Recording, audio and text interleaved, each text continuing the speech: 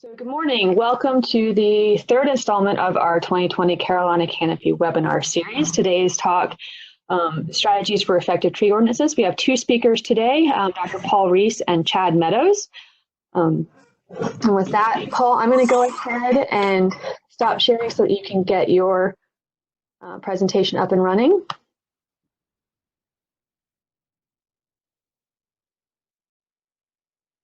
All right, thank you. Good morning.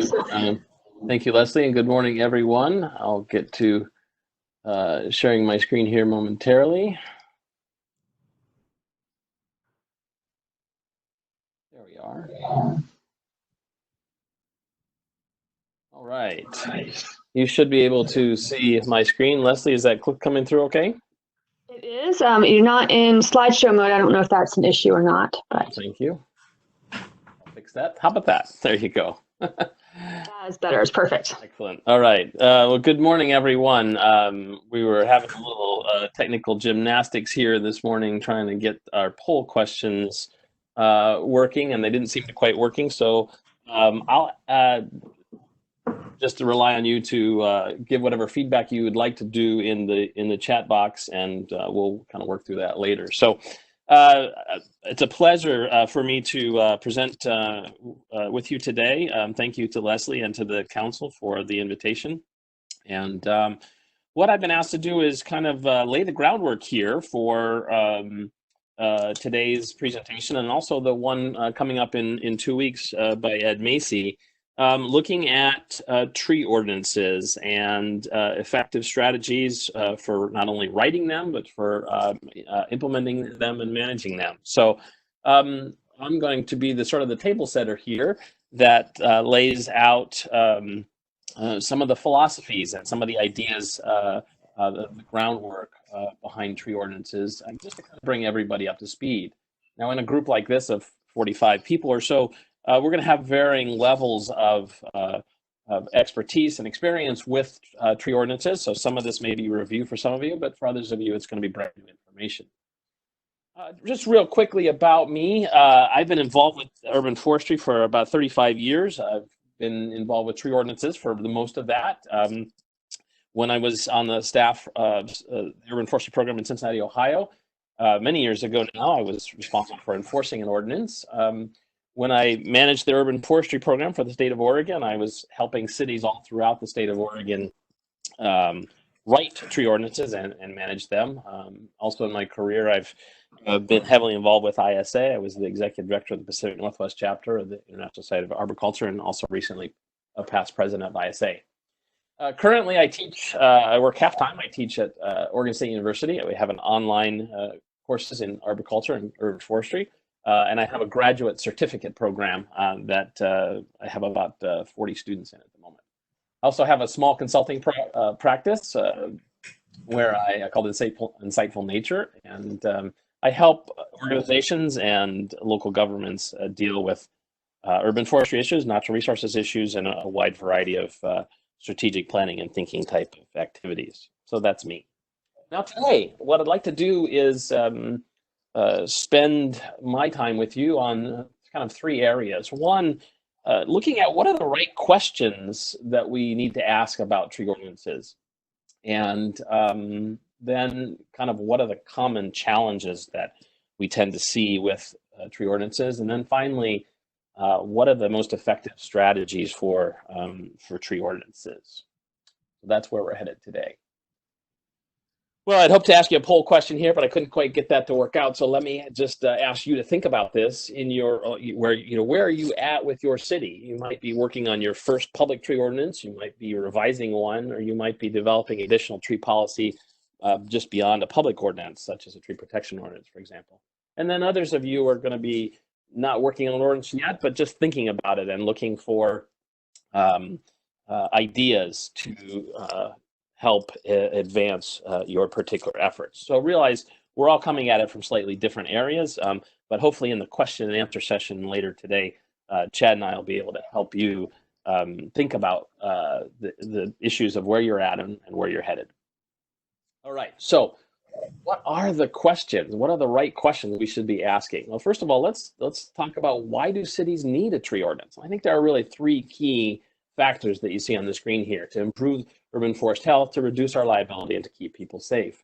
Take a look at the images on the screen. You'll notice the image in the middle is a photo I took of a brand new planted tree that was almost touching a traffic signal.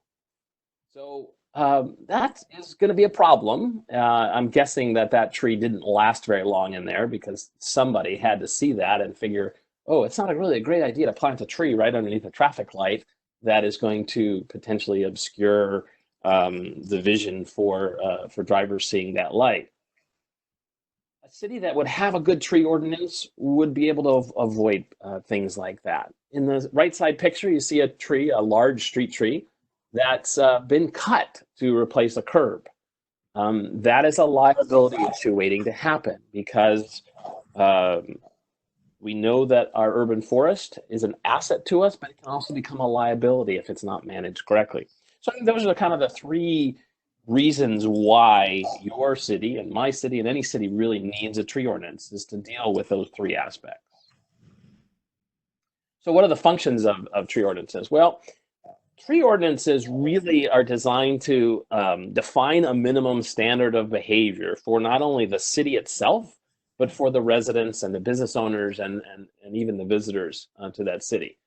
A city tree ordinance should establish that authority of how the tree should be managed. It's a way to create a program that lasts beyond different political council makeups, for example, or public opinions. It's designed to reduce liability and ensure public safety, as I mentioned.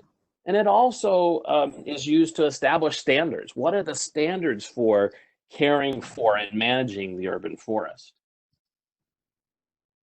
There are a lot of different types of tree ordinances. Kind of the basic and the first level, the first toe in the water for most cities is really a public tree ordinance. It can be a very simple one that basically lays out the authority and the management practices for the trees in cities. Some cities have tree protection ordinances or tree preservation ordinances, sometimes they're called, and those can deal with private property or perhaps only on developable property. Other cities might have landscape codes that might require landscaping on commercial projects, for example. Other cities have woodland protection ordinances. I know in Oregon, where I've spent a lot of my career, we have a number of municipal watersheds, and most of those municipal watersheds are forested. And so the areas around those watersheds have certain levels of protection to them. In certain parts of the country, view access is a big issue with trees. In the Puget Sound area around Seattle, Washington, this is a huge issue. There are view ordinances restricting the growing of vegetation in particular view areas. And then many cities and even states have heritage tree ordinances that help conserve the cultural and historic resources that can be found in the trees that are growing in our states. As far as the basic ordinance clauses, there's probably about 9 different categories, and I won't read these for you. You can read them on the screen. But basically, the different types of clauses are tailored to what the ordinance is going to provide. So, for example, number 4 there, you see advisory or authority board. A public tree ordinance should lay out the establishment of a tree board or the designation of tree advisory duties to a parks board or a planning commission or some other existing city body. But in a tree protection ordinance, you might not have that necessarily. So, or in a view ordinance, you might not have that particular clause. But these different clauses are all designed to help you think about how that ordinance can be developed. Because it's not enough just to write an ordinance, or write a good ordinance. You have to be able to administer it as well. So a lot of this is really in the details. All right, the next question, what makes a tree ordinance successful? Well, I think there's a couple of different ways to look at that. We find that many times tree ordinances are developed in reaction to something. A historic tree gets cut down, or a street tree falls on the mayor's mother-in-law's parked car, whatever it happens to be. A lot of ordinances are somewhat reactive, but the best ordinances are ones that put trees on equal standing with other green infrastructure items in the city and allows the city to address the issue of managing trees in a coordinated way. I think what makes another thing that makes a tree ordinance successful is that they're created with community input, that it's not the city coming top down and saying these are the rules, but that people in the city say, we need this, we need to have a program that helps maintain our urban forest health. And I think finally, the most successful tree ordinances use a balanced implementation mechanism. And what I mean by that is that there are really three ways to implement a tree ordinance. And those are, as you see in the paragraph here, education, incentives, and regulation. And I intentionally put them in that order because I believe that good ordinances educate, and that's mostly what they do. They educate. And then at the next level, they provide incentives to people to do the right thing. And then finally, they provide regulatory authority. Now, you might say, well, all ordinances are regulatory. And that's correct, they are. But I believe that ordinances have the capability to do so much more for our urban forest than just regulate. Now, I want to talk a little bit about model or sample ordinances, because if you're writing an ordinance, you might have obtained a copy of an ordinance from another city, or you might have seen some of the model ordinances that are floating around. And there's nothing wrong with these necessarily, but there are some pitfalls that you need to be aware of.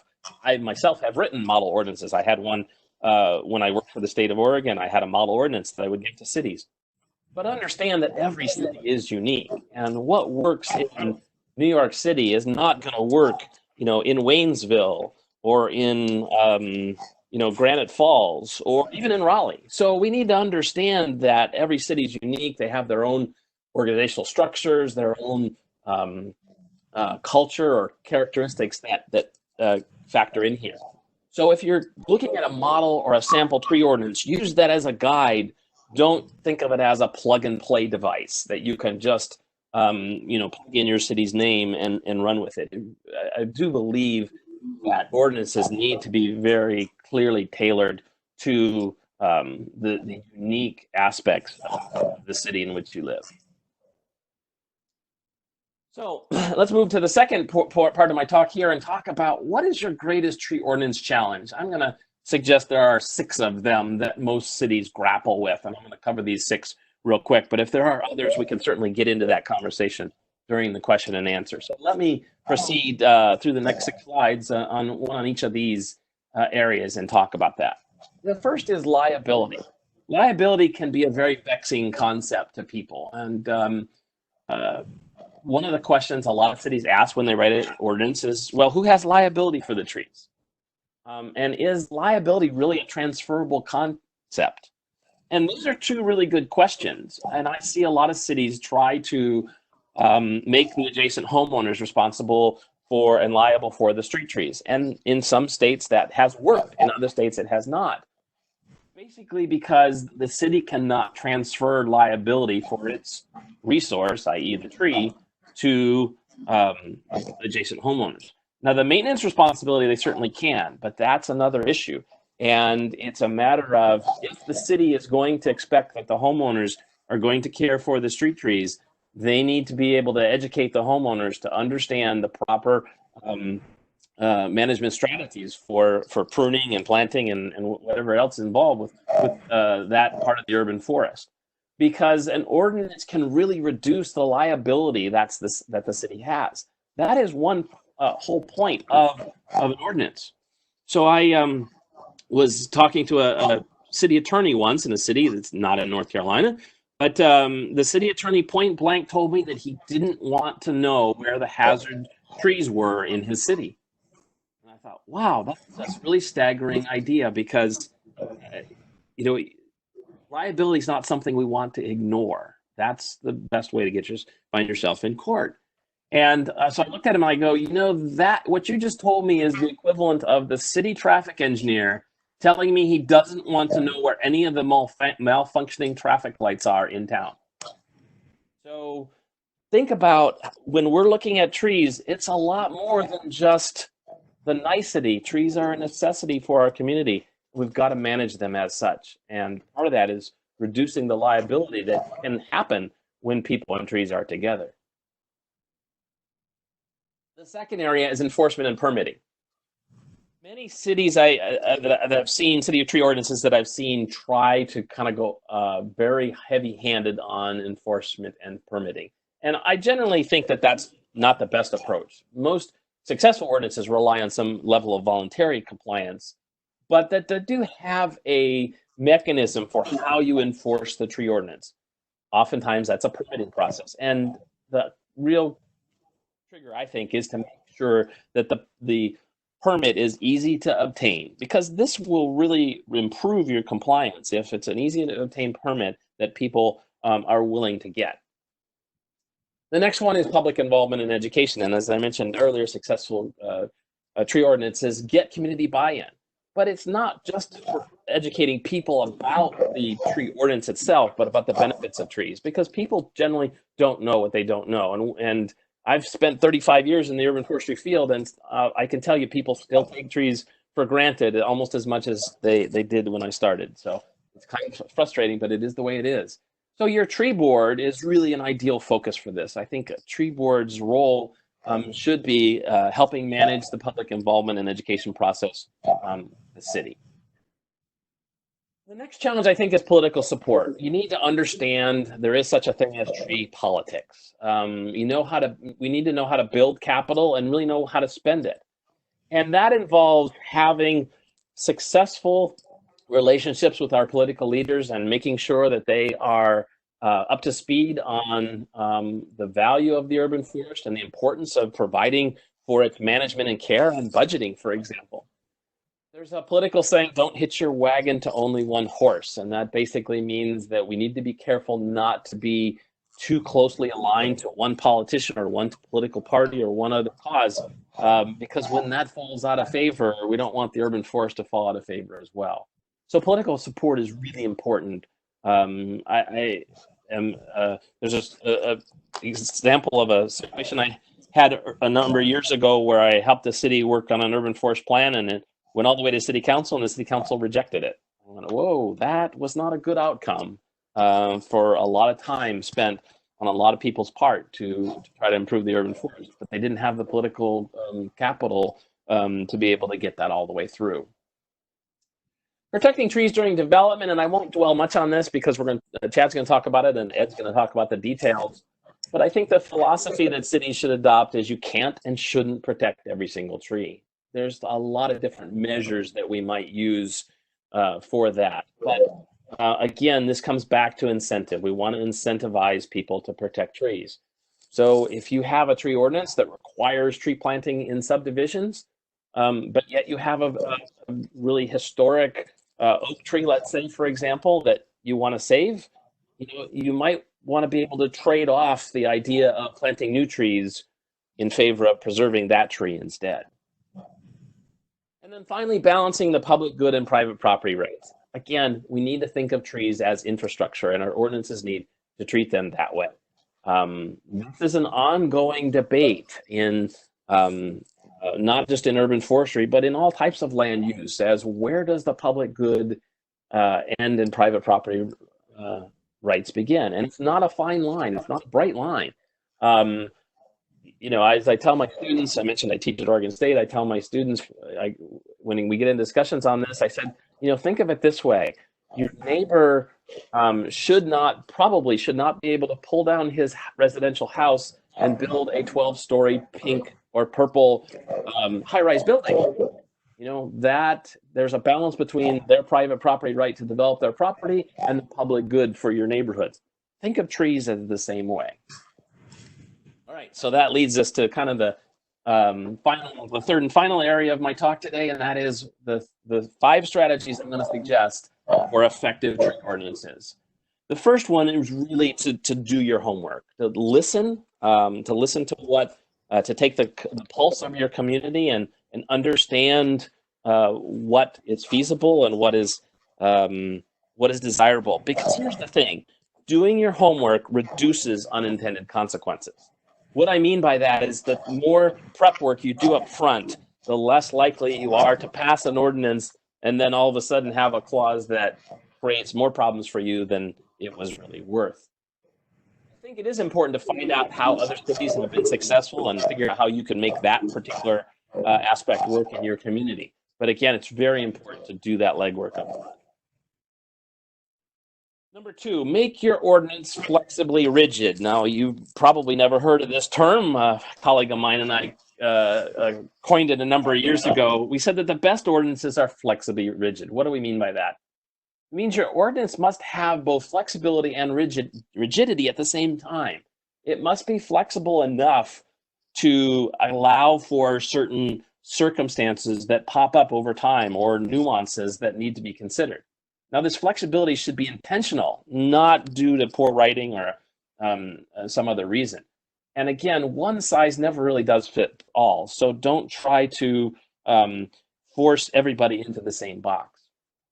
As far as rigidity, you need an enforcement mechanism. But if you make your ordinance too rigid, it can result in a bad view of it, a poor public perception of it, because it could motivate people to do the wrong thing. And it really can make the issue more divisive. And that's not what we want to have happen with trees.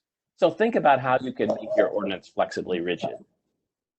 Number 3, set performance standards, not necessarily detailed implementation strategies. If you write an ordinance that's got so much detail in it, what happens when you need to change one of those details? You have to change your whole ordinance. You have to amend your ordinance. Think what you want to do.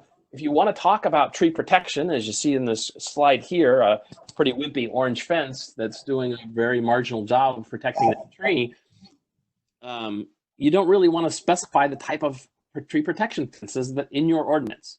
That's what you want to have a standards manual for. You want to have another document that comes alongside your ordinance that you can reference, that people can read, that has all of those implementation details in them. And so your ordinance should refer to say that the city will develop and maintain a specifications and standards manual to help manage the urban forest. And then when you ever need to change that standard, you need to change fencing requirements or setbacks or whatever, excuse me, you just change the manual and not the whole ordinance. All right, number 4, use clear, easy to understand language. I think the best ordinances really say what they mean and mean what they say. And if you have a vague ordinance language, you're going to find that might not be enforceable and might put your entire ordinance at peril. So make sure that the terminology you're using is clear and understandable and relevant to what you're trying to achieve. And then number 5, finally, I think a great strategy for effective tree ordinances is know where to go for help. And here's just a couple of resources. I hope you know at least half of those, if not all of those. The NC Forest Service, Andy Cleninger runs the Urban Forestry Program there. Andy's a great resource, a wealth of information. Leslie and the Urban Forest Council, of course, again. The Southern Chapter of the International Society of Arboriculture is another great resource of kind of like-minded tree folks that you should be talking to other folks within that organization. And then the Society of Municipal Arborists has a magazine, City Trees, and they have a leadership course called the Municipal Forestry Institute, and a number of other events and resources that can help you find out what other cities are doing and learn from other people's experiences as well. All right, so let me wrap up my portion of today's talk with really a reminder that we need to evaluate the performance of our tree ordinances, preferably within 3 to 5 years after passing them, and then really regularly thereafter. And the type of things we should be assessing are the people. We should be surveying people and talking to the community to see if the ordinance is doing what we wanted it to. We want to look at the canopy cover. Is the tree ordinance having a positive impact on improving the canopy cover in our community? And then finally, we want to look at our documentation and analysis. Are we keeping good records? Are we paying attention to sort of those details? And I think it's really important that that passing an ordinance is not a one-time event. It's sort of an ongoing situation where we monitor the results that the ordinance is generating. We adapt or adopt it as we need to, and we share success stories. And your city council needs to know that the tree ordinance is improving the quality of care that the urban forest is getting.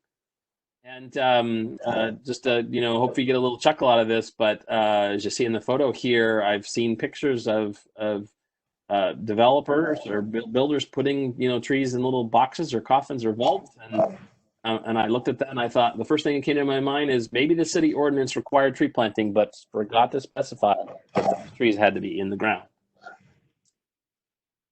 And then plan ahead for updating. I think you need to consider updating your ordinances on a regular basis and think about change, and link your ordinances to your overall urban forest management strategy, and hopefully a plan for managing the urban forest in your community. Remember, it's easier to pass, to enforce and administer an ordinance when you have the right ingredients. And that include things like community support and overall strategy, and clearly stated and addressed goals. And what that, I think, results in is something like this. Kind of compare things that are created or caused by a bad tree policy or a lack of tree policy versus ones that are created by good policy.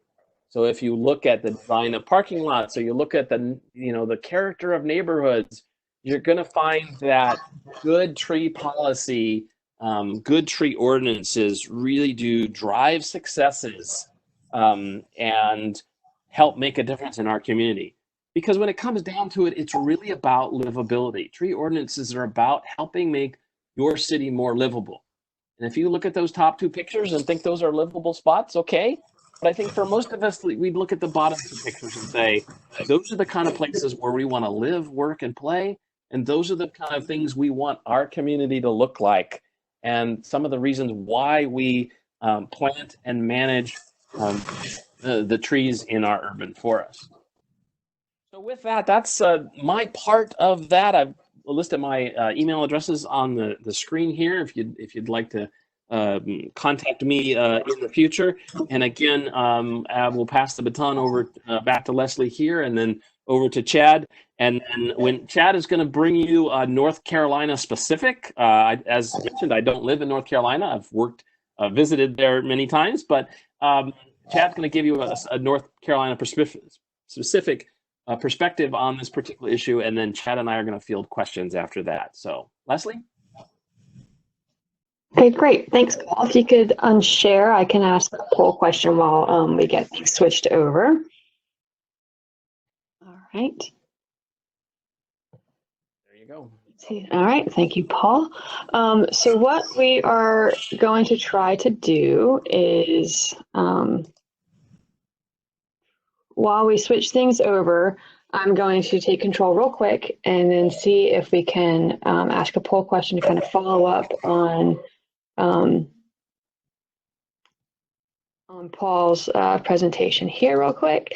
So I'm going to open up a poll for everybody, and hopefully give everybody just a few seconds to respond, if you could. Just asking for which ideas you think you would most likely use back in your community or your area.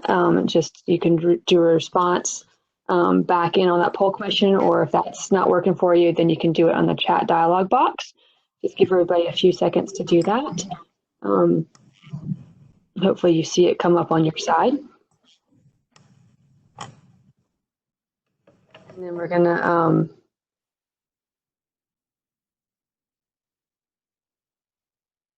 okay, just so hopefully you got a lot from Paul's presentation as I switch it over to Chad's. So Chad Meadows is the founder and principal for Code Right Planners based out of Durham. He has more than 28 years of experience in land use issues and works primarily in the areas of planning, zoning, and growth management. He has conducted complex projects as a public sector planner and for public sector clients as a private consultant. Prior to founding Code Right, Chad was the code drafter and illustrator for a national land use consulting firm.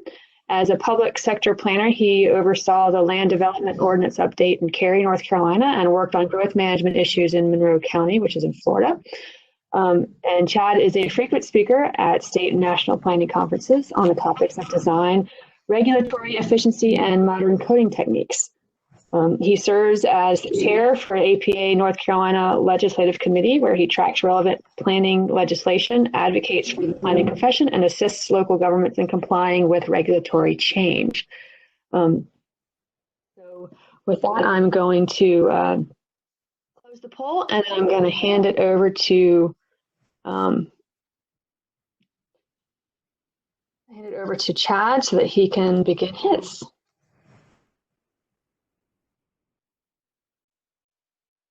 All right, Chad, you are running if you want to share yours.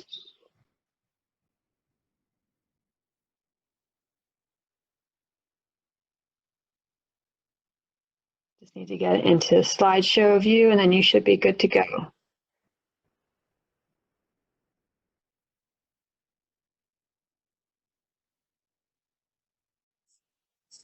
Okay, Chad.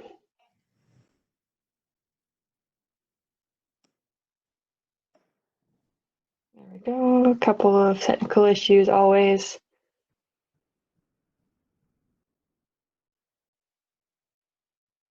I believe I can't hear you, Chad, so you might need to make sure your mic is unmuted. I'm unmuted now. There you go. Am I showing the right screen? You are on the right screen. You just need to go into slideshow view. Okay. I have two monitors, so. Okay. Give you a second.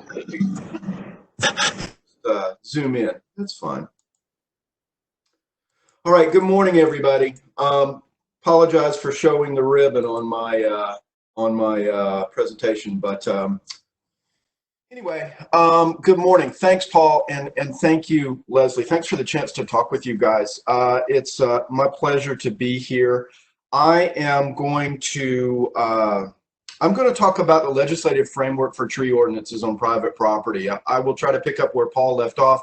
He tried to kind of give a conceptual lay of the land about the things that you want to be thinking about when you're drafting an ordinance. I'm going to take the next step and go into some more tedious detail. Please bear with me. I'll try to keep it as interesting as I can as we go into this. But I want to be sure before I go any further that I clarify that I'm really talking about tree ordinances and tree protection regulations as they pertain to private property, not necessarily parks or street right-of-way or public land, but rather regulations that will be applied to private property. So, as Leslie mentioned, I am founder and principal of Code Right Planners. I'm a North Carolina native. I've been doing urban planning for local governments for, gosh, coming up on 30 years, drafting development ordinances for, gosh, the last 18 of them. I am also a self-proclaimed tree hugger. I love trees and have very strong feelings about them. My journey in tree protection over the last 28 years is one that's taken a lot of twists and turns. I think I'm at a point in my philosophical approach that really focuses on pragmatism and getting the most benefit out of your regulatory approach given the political climate and given your resources. So there's a variety of balancing issues I'm sure you guys are aware of. I'll talk a little bit more about those. The one thing I want to mention to you is what I am not. I am not a land use attorney. I'm going to be talking about legal issues, but this is not legal advice. If you are thinking about drafting a tree ordinance for your community, you should absolutely positively work with your municipal or county attorney in preparing that ordinance. Law is a funny and tricky thing. The adage I always give is about speeding, right? So all of the nation's highways have speed limits on them. Sometimes they're 55, sometimes they're 65. If I go 56 in a 55 mile an hour zone, am I breaking the law? Yeah, you are. Am I going to get in trouble? Probably not. And that's the thing about the law. It is what it is until you get caught. And when you get caught, there's not much you can do about it. So just keep that in mind as you're drafting your ordinance. You want to be sure to to recognize the legal issues and protect yourself from legal challenge to the extent that you can. So I am going to talk about 7 areas: tree retention versus tree protection, a handful of things that property owners or land uses can do that are exempted from local tree regulation here in North Carolina. I'll cover some clear-cutting disincentives that are out there. We'll talk a lot about local government authority. This is a topic that generates a lot of debate in the circles where I run. So I'm going to talk a little bit about this. We'll talk about some voluntary tree retention regulations, some things that local governments can do that aren't necessarily tree ordinance specific, but that result in tree retention, perhaps in unintended ways, perhaps in intended but indirect ways. Finally, some supplemental things that you need to be thinking about as you're crafting your ordinance that maybe don't have a whole lot to do with trees per se, but have a tremendous impact on how you administer your ordinance. So, tree retention versus tree protection. You remember Paul's slide where he had the picture of the guy talking about he likes to cook his family and his pets and the importance of language precision. Absolutely, positively vital. If you were thinking at all about writing any kind of tree protection ordinance, think very carefully about language precision. In that regard, I'm going to make some distinctions between tree retention versus tree protection. Tree retention within the legal context typically means standards or requirements to retain existing trees. And there's usually some thresholds with respect to size or species or location that people include in their ordinances. So tree retention are the package of regulations that seek to preserve existing tree cover. Tree protection, on the other hand, are the standards that relate to keeping either retained or newly planted trees safe from harm during and after construction. So I make those distinctions. One of the reasons why I make those distinctions is in the general statutes, local governments are absolutely empowered to protect trees, to have tree protection standards and trenching requirements and limitations on excavation, dumping, or cleaning spoils out. There's certainly legal authority to do that. Tree protection is certainly something that's allowed. Tree retention, on the other hand, is a subject of debate. And so that's one of the reasons why I make the distinction here. I'm talking about both, but we'll focus on tree retention for the majority of my discussion. So, here in North Carolina, there are a handful of activities that are categorically exempted by the General Assembly from regulation by local governments. And here are the short list of them. First and foremost, agricultural activities taking place on a bona fide farm. If you're interested in knowing more about what a bona fide farm is, check the general statutes. That citation is 160D-903. There are very specific details about what a bona fide farm is and means. Basically, if you are a bona fide farm, you can cut down whatever trees you want, and there's nothing that a local government can do to stop you. Likewise, forestry. I'm sure there's a lot of foresters and folks who do forestry management plans. As you guys well know, here in North Carolina, forestry or tree removal activities that take place on present use value taxed land is exempted from tree protection provisions. So, you know, if you are removing trees as part of a plan, or you're removing trees on land that has present use value taxation, you're exempted from tree protection provisions. Tree regulation and easements held by utility. So that would be Duke Power, Progress Energy, but it could also be Piedmont Natural Gas. It could be anyone who's laying fiber optic cables. Any utility that's regulated by a PUC, a Public Utility Commission, has the authority to remove trees inside their easements, absent any local regulation from you.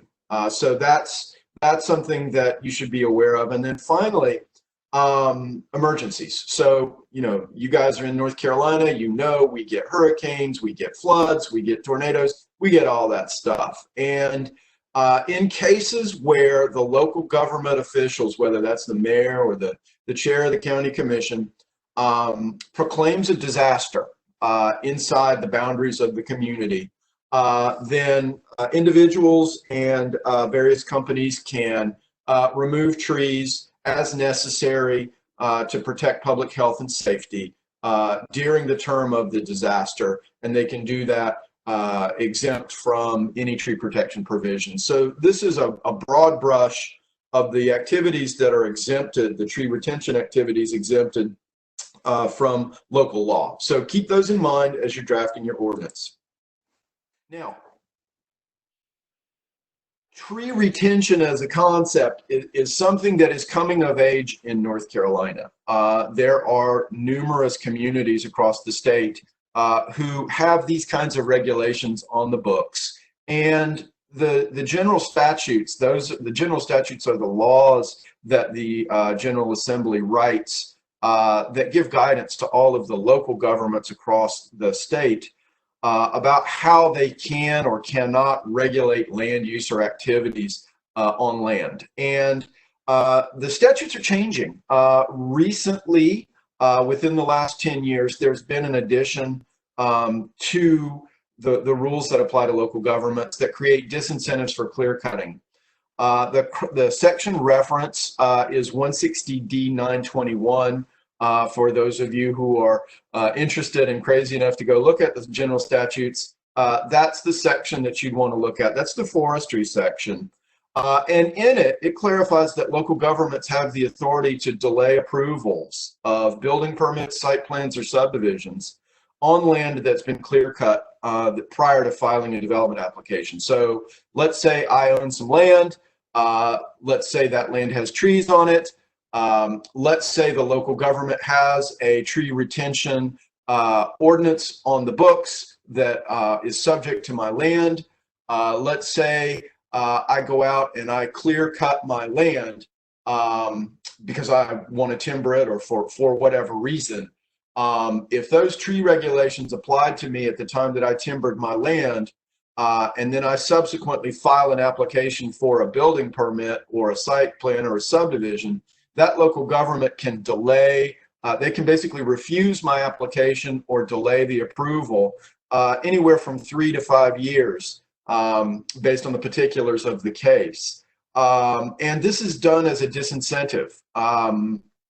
Basically, the General Assembly felt that in drafting this rule, a 3-year delay in a building permit or subdivision approval would be a sufficient disincentive to encourage people to come in and know what the rules are and try to comply with those as part of their clearing activities in advance of a development application. So this is on the books. It's generally applied to every local government in the state. If they have tree protection provisions on the books and someone clear cuts their land in advance of a development application, the local government can delay that approval. So you don't need special authorization to have this. This is generally applicable to everyone. Yeah, does it really and truly stop people from clear cutting their land? No, it doesn't. It's a disincentive. It's not a mandate to enjoin or stop it. Okay, let's talk about local government authority. Generally speaking, those of you who live in cities that have tree protection ordinances, you may have gone through this or watched this unfold in your local in your community as the rules were drafted. I will tell you that in 18 years of drafting tree ordinances and zoning codes in general, one of the most divisive issues in these projects are tree protection provisions. Invariably, I come to a community, I ask the question, who loves trees? And everybody raises their hand. And I say, okay, who wants to protect trees? And everybody raises their hand. And then I ask a more detailed question, which is, who still wants to protect trees if it means that you can't develop half your land? Or what if it costs you $1 million on your pro forma to protect trees? Who wants to protect trees then? And you start to see fewer hands go up. When I ask the question, what if the local government stepped in and prevented you from cutting down a tree in your yard? Still more hands go down when asked if we still love trees. So I think how much people love trees or how much they want to protect trees really depends on kind of where they sit on the matter. Where you stand depends on where you sit. Now, that gives rise to this argument that we're having. I won't call it an argument, it's a debate. And it's a debate between regulators and land use attorneys and representatives of local government. And I'll spare you the gory and incredibly boring details of statutory construction and all of these things that apply. Here in North Carolina, there's two different viewpoints that people take with respect to tree retention ordinances. There's the narrow construction view of the rules here in the state, and there's the broad construction view. Again, remember, local governments are controlled by the general statutes. The general statutes are written by the General Assembly, the representatives that we elect to make our laws.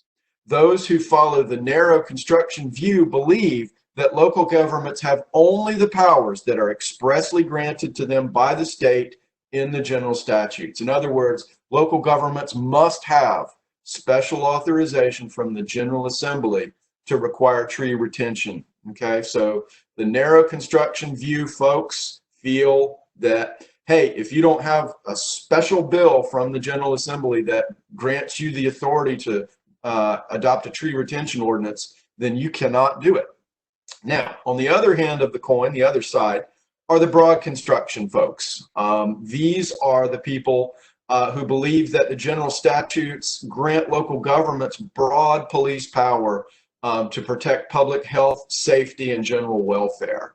It's a more expansive or broad reading of the statutes. And these folks make the next step in the logic chain for them is tree retention is important for public health or public safety or general welfare. And included within general welfare is ad valorem tax value. There are lots and lots of studies, as I'm sure you guys are well aware, that tree retention and having mature trees on property supports property values, increases property values. Communities that have high property values have high ad valorem. Communities that have high ad valorem have a lot of money.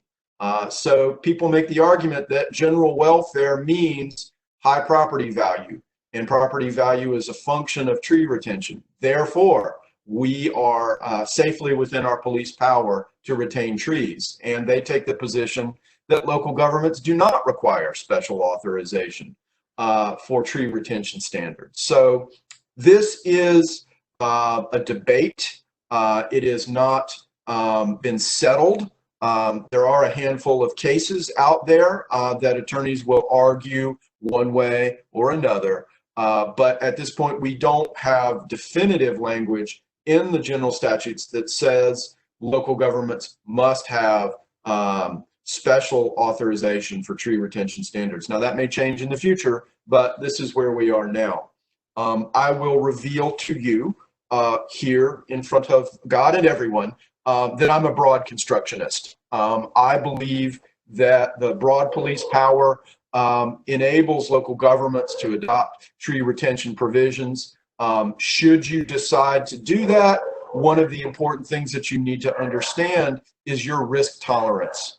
How much risk are you willing to accept if someone files suit that you don't have authorization to retain trees? So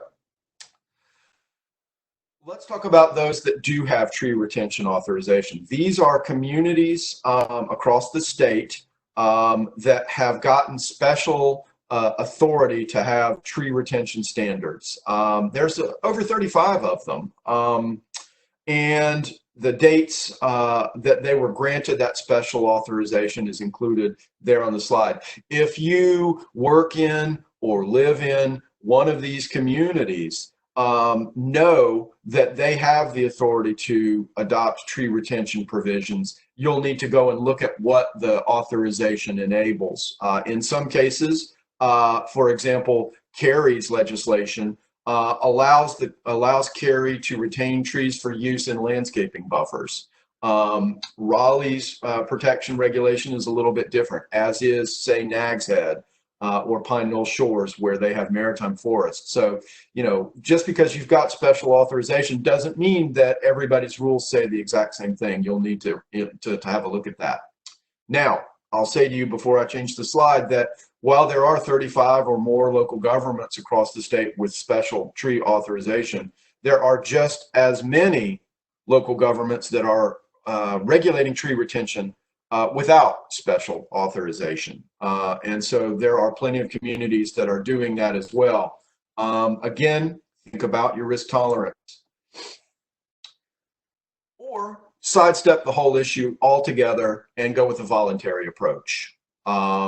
There are a variety of things that you can do in your ordinance that are voluntary in nature. In other words, the landowner can choose to follow that or not. Apologize for my corgis there. They're talking about voluntary trees. Anyway, one of the options is tree credit, right? If you save trees that exist, you get credit towards your landscaping requirements. You could even offer accelerated credit. One of the things that is very effective is giving people a 2-to-1 credit for basal area that's retained towards landscaping requirements. So I get what's there plus. That's a very effective means. A lot of local governments are now experimenting with density bonuses for tree retention. So if you save existing trees, the base density that's available in the district where your property is located could be increased without having to go through a rezoning. So that's an example of an incentive. Finally, reforestation. This is something that's becoming more and more popular. The last couple of ordinances I've drafted in the state include reforestation provisions. And basically what that means is if you need to, for whatever reason, go in and regrade your site or change things for purposes of stormwater management or building pad construction, etc., that's fine. We will take a snapshot of the tree canopy that's in place pre-construction and ask that you, after development, reestablish a portion of that tree canopy on the site for purposes of tree canopy retention in perpetuity. So still voluntary. It doesn't require trees to be maintained during construction, but does require some of them to be replaced after the fact. So a handful of voluntary approaches that you can use to sidestep the whole question about special authorization and whether you have a narrow reading or a broad reading. Indirect tree retention requirements. So just because you don't have a tree retention ordinance on the books doesn't mean that you don't have standards or techniques that you can use to retain trees. Here in North Carolina, a lot of perennial streams that feed water supply watersheds have riparian buffers on them, and I'm sure you guys are aware of those. Typically, the first 30 feet or zone 1 of that buffer requires vegetation that exists to remain undisturbed. That's a tree retention provision.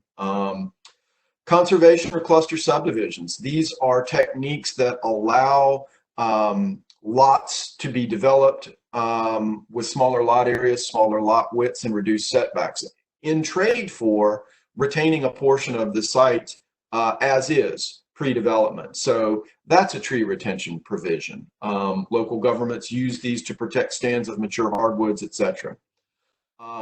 Passive open space requirements. Having some rules in your development regulations that require applicants to set aside a portion of their development site for use as open space forever. Obviously, you want to pick the portions of the site that have trees on them. Hillside protection standards. For those in the mountainous communities, you're probably not strangers to these kinds of provisions. They limit the kinds of development that may take place on the land based on the land slope. Typically, those slopes have trees on them. And then finally, something that's coming. I have a couple clients that I'm working with now, and we are working on limitations on mass grading. Certainly, we have found that for the purposes of large-scale subdivisions, subdivisions of 50 acres in size or larger, one of the most damaging activities that can take place on these subdivisions is when a developer comes in and mass grades the site. And finding some ways to limit mass grading will indirectly affect tree retention. So there's some options for you for indirect tree retention requirements. If you find yourself maybe on the worried side of adopting a tree retention standard, there's voluntary ways, there's indirect ways.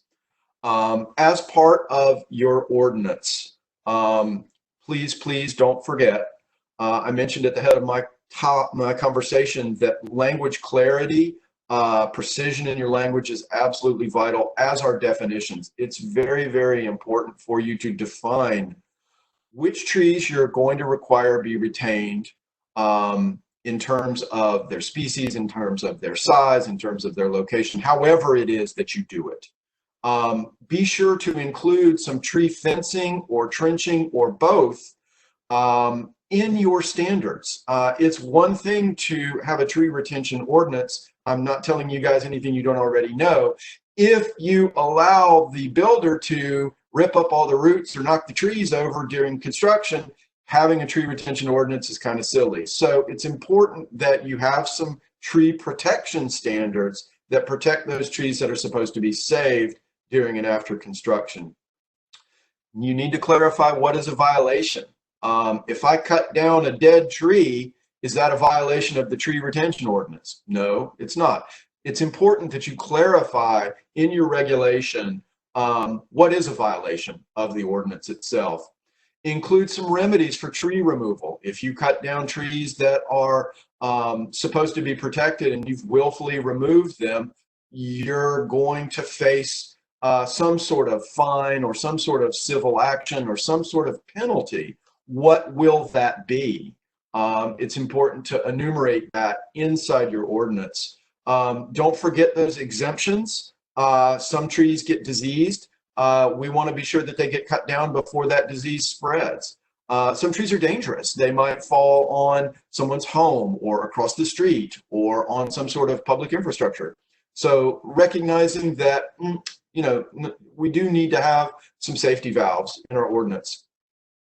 Don't forget performance guarantees for replacement. If someone does cut down trees that they weren't supposed to, and you require them to replant trees as a penalty for that, it is also important that you make sure that there is money in the account in case those replacement trees die. So posting performance guarantees for the replacement trees is an important element that you need to include in your ordinance. And then finally, consider a fee in lieu option. If you are one of those communities that takes the broad construction viewpoint of tree retention, or you are one of those local governments that has special authorization for tree retention standards, consider the possibility of a fee in lieu, which allows an applicant to pay money to the local government so that that local government can purchase trees for planting elsewhere. That's an effective strategy, particularly if you've got difficult terrain or a lot of infill sites in your community or small lots in general. It's a means to allow your community to continue to grow your canopy while still allowing development to take place. So flexible means to dealing with that situation. That's it. I wanted to leave you with a couple of thoughts as you're working on your tree ordinance. I appreciate y'all's patience and persistence as we go through this somewhat boring discussion. Tree laws can be a little bit boring, but they're incredibly important. The things that I would like to leave you with are this. One, language precision. Absolutely vital that you be as precise as possible in your language. Two, don't forget that there's a whole other book of development codes and requirements that are in place in your community. It's very important to think about the relationship of the tree protection ordinance to the other standards that are on the books. Number three, don't write an ordinance you can't enforce. If you can't enforce the regulation that you're getting ready to adopt, don't adopt it. It will undercut your credibility and it will make your constituents very angry. So be very mindful of the resources that you have at your disposal when you're drafting your ordinance. And then finally, a point that Paul made that I'll pick up on. Tree ordinances, like happiness, are a journey. They're not a destination.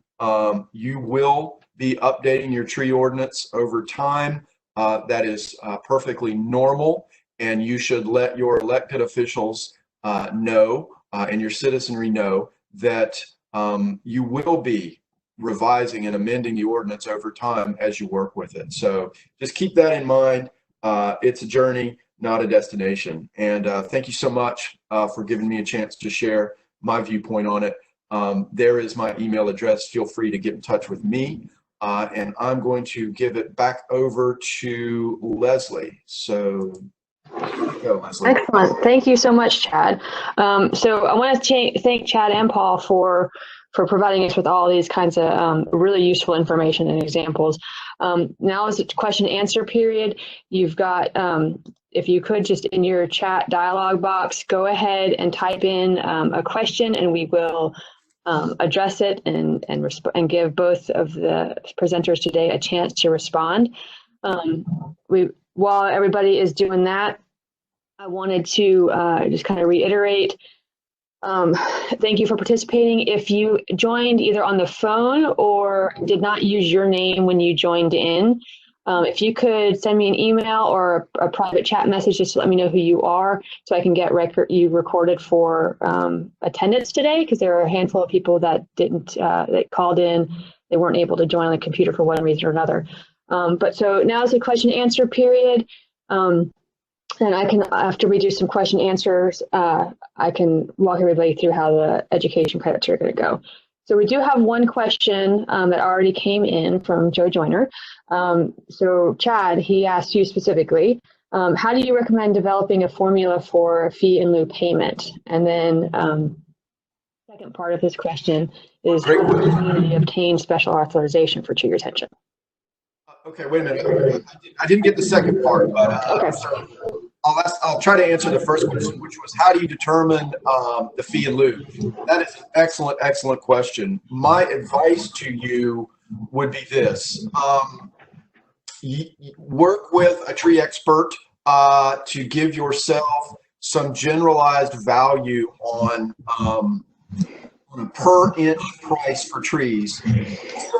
So the answer is, I think that's a very location specific kind of a thing. The advice I would give you on a fee in lieu is kind of twofold. One, cap it. Don't let it get beyond a certain threshold amount that's probably a percentage of the land's value.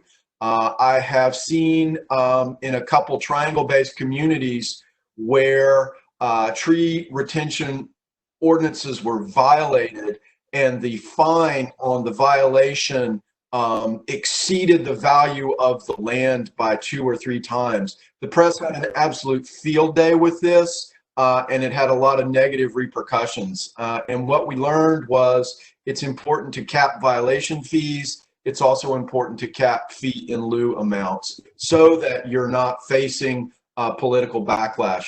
In terms of the value, I'd say that I'll leave that up to you. You should absolutely list those value determinations either in your ordinance or in your associated manual. Okay, thanks. And the second question was, how does the community obtain special authorization for tree retention? That's a fun one. That's a very, very good question. So generally speaking, how the process works is each local government typically has some sort of legislative junket or lobbyist, but not everybody. So here in North Carolina, each and every speck of land is located within the district of a state senator and a state representative. Okay, so local government officials go to their state senator or their state representative and request, they make a formal request to that person to file a bill on their behalf that would grant them special authorization for tree retention. That is how the process would work. That senator or representative would then take that bill to a committee. If it passed the committee, it would go to the floor for a vote, and then it would ultimately be passed into law after both chambers of the General Assembly approved the bill and the governor signed it. Generally speaking, these special local laws are attached to other omnibus bills, though not always. And so you would be but one part of a very much larger bill that affected a lot of different places. There are also numerous instances where multiple governments have gone in and gotten authorization for tree retention at one time. You'll see those on the slide with the red dots where there's 1 year listed in multiple communities with that authorization. So I'll just say this, you know, the last authorization that I saw go through was in 2006. I don't know if there's been any since then. There may be, there may have been some, but lately, since about 2008, 2010, we've seen a market shift in the General Assembly, and there seems to be an undercurrent of limitation of local government autonomy. And that's my indirect way of saying to you, it will be a challenge, I think, to get special authorization. Now, your representative may be super powerful. They may have some way to encourage their peers to support this. But generally speaking, we've seen local governments have a tough time of things over the last 8-10 years. So, you know, that's the process. Hopefully you'll be able to be successful. All right. Thanks, Chad. And then for both of you, do you have a favorite tree ordinance in either in North Carolina or Paul, just over your vast experience? And then why is it your favorite? I'm guessing that they're looking for kind of like an example to go by or aim for. I don't know that I really have a favorite ordinance. You know, every ordinance is unique, and I think that they need to be tailored to the different community realities of each community. And so I don't know that I would say I would have a particular favorite one. There are some favorite clauses of things that I think are important. I mentioned a couple of those earlier. I think that incentive regarding clear cutting that Chad mentioned, I've got cities in Oregon, I had cities in Oregon that use that as well. And I think that's an example of an incentive, or in this case, a disincentive. And I think any ordinance that has incentives and disincentives in it is usually a good one, because it tells me that people have really thought about it. Okay, great. Chad, do you have a response for that one for North Carolina? I do, but you have to take it with a grain of salt, right? And so obviously I'm going to pick on the ordinances that I've worked on. So just as Paul mentioned, you know, everywhere is different, right? Everybody has different conditions, different topographic conditions, different development patterns, different political climates, etc. One ordinance that I like, because it focuses on something called afforestation, or the reestablishment of forests in areas that have been under agricultural use for decades, is in Camden County, North Carolina. So I would suggest that ordinance if you're a rural community that's had a lot of agriculture and you're getting development on former farm fields and you're wanting to reestablish canopy in those areas. Camden is a good model. If you are a more urban or suburban community that's already got tree cover, and you're looking for an ordinance that has been painfully worked over for many years, I would suggest Morrisville's. We've worked in Morrisville for many years to try to get that ordinance to where it needs to be. So that ordinance deals with tree retention in areas where there are streets included in the transportation improvement plan but are not yet built, and how we handle tree retention in areas where streets are going to be. There's very, very careful treatment of tree retention area selection when you abut a riparian buffer or parkland. So lots of attention given there. So those are two that I would suggest are effective. If you're looking for something that is voluntary and reforest based after development, you're not super keen on retention, but are looking for incentives or a voluntary approach, have a look at Burlington's ordinance, Burlington or Zebulon's. Those are UDOs that deal with those issues. So grain of salt, people. I wrote them, so of course I like them. Great, thanks. We do have another question regarding the 3-year delay on post clear cutting.